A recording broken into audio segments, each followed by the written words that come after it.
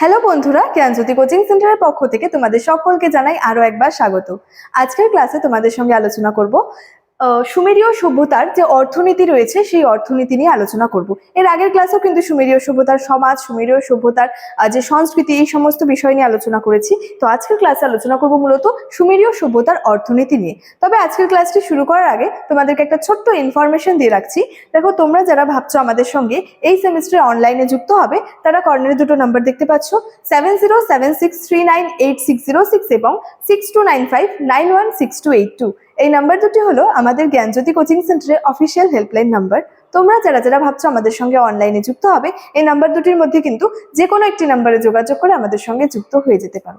এছাড়াও তোমাদের এই সেমিস্টারের যে কোর্স ফিটা রাখা হয়েছে সেটা হলো মেজরের কোর্স ফি রয়েছে 1199 এবং মাইনরের কোর্স ফি রয়েছে 699। এই ছিল ইনফরমেশনের বিষয়। এবার সরাসরি আলোচনার বিষয় শুরু করছি। দেখো, প্রথমেই বলেছি আজকের ক্লাসে আলোচনা করব সুমেরীয় সভ্যতার অর্থনীতি নিয়ে।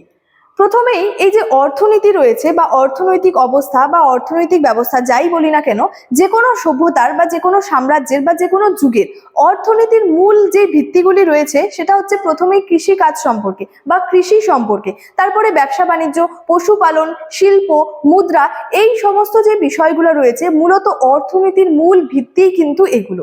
তো সেই মতো এই যে সুমেরীয় সভ্যতার যে অর্থনীতি রয়েছে সেই অর্থনীতিরও কিন্তু মূল ভিত্তি কিন্তু এই সমস্ত কিছু রয়েছে, বিভিন্ন শিল্প, বিভিন্ন কৃষিকাজের ক্ষেত্রে এবং ব্যবসা বাণিজ্য। দেখো, কৃষির ক্ষেত্রে প্রথমে কি বলা হয়, সুমেরের অধিবাসীদের প্রধান জীবিকাই ছিল কৃষি। তাহলে সুমেরীয় সভ্যতায় যে সমস্ত মানুষ বসবাস করত বা সুমেরীয় সভ্যতার যে অধিবাসীরা রয়েছেন তাদেরও কিন্তু প্রধান জীবিকা ছিল মূলত কৃষিকাজ বা কৃষি।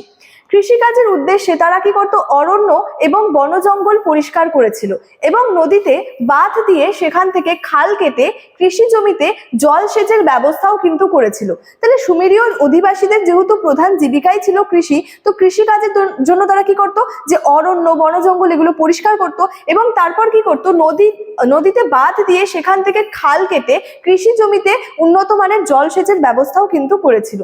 তাদের উৎপাদিত প্রধান ফসল ছিল গম এবং যব। তাহলে এই যে তারা কৃষি কাজ করতো, কৃষিকাজের ফলে কি হতো, ফসল উৎপাদিত হতো। তো উৎপাদিত ফসলের মধ্যে প্রধান ছিল কিন্তু গম এবং যব।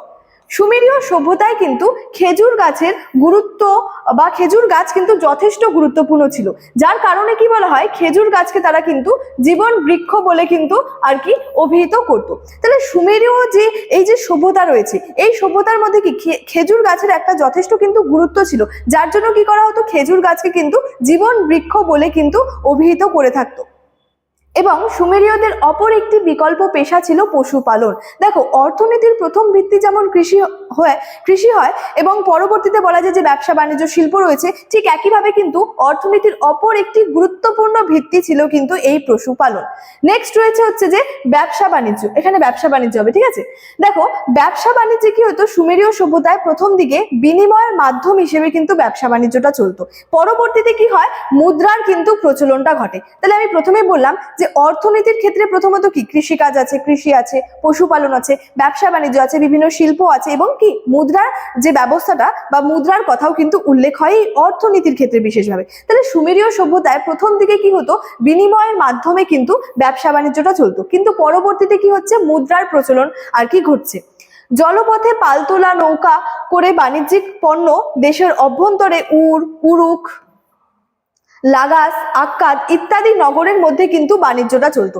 এবং এই যে ব্যবসা বাণিজ্য, তো ব্যবসা বাণিজ্যটা কিন্তু দুভাবে হয়ে থাকতো, একটা জলপথের মাধ্যমে হয়ে থাকতো এবং একটা কিন্তু স্থলপথের মাধ্যমে হয়ে থাকতো। সুমেরীয় সভ্যতায় কিন্তু দুভাবেই ব্যবসা বাণিজ্যটা চলতো, যেমন ভাবে জলপথে ব্যবসা বাণিজ্য চলতো, ঠিক একইভাবে কিন্তু স্থলপথের মধ্যে দিয়েও কিন্তু ব্যবসা বাণিজ্যটা চলতো।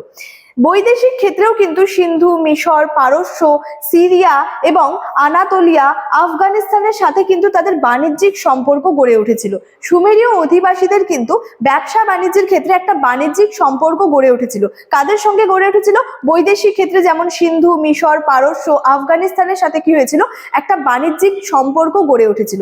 এবং এই যে সুমেরীয় সভ্যতার যে ব্যবসা বাণিজ্য, এটা যেমন দেশের মধ্যে অর্থাৎ দেশের অভ্যন্তরে যেমন ব্যবসা বাণিজ্যটা চলতো, ঠিক একইভাবে কিন্তু বিদেশের সাথেও কিন্তু ব্যবসা বাণিজ্যটা চলতো, যার জন্য কিন্তু বৈদেশিক ক্ষেত্রেও তাদের কিন্তু একটা কি বাণিজ্যিক সম্পর্ক কিন্তু গড়ে উঠেছিল। তাহলে শুধুমাত্র এই যে অর্থনীতি রয়েছে, এই অর্থনীতির মধ্যে কিন্তু যে শুধুমাত্র কৃষিকাজ, শুধুমাত্র পশুপালন রয়েছে এরকম কোনো কিন্তু বিষয় নেই।